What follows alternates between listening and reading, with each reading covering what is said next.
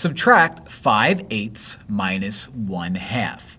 When subtracting fractions, you need to make sure the denominators are the same. Well, the least common denominator for this one is not going to be so bad. That's 8, that's 2. No, they're not the same, but 2 is divisible by 8. So all I have to do is think, all right, well, if I just multiply by 4, that gives me a least common denominator of 8. So let's do that. Let's multiply the 2 by 4 to get us that 8. But whatever we do to the denominator, we must do to the numerator as well. So the left fraction stays the same. We're still going to minus. 1 times 4 is 4. 2 times 4 is 8. And now we have fractions with the same denominator. When subtracting fractions with the same denominator, subtract the numerators. 5 minus 4, that gives me 1. And keep the denominator the same.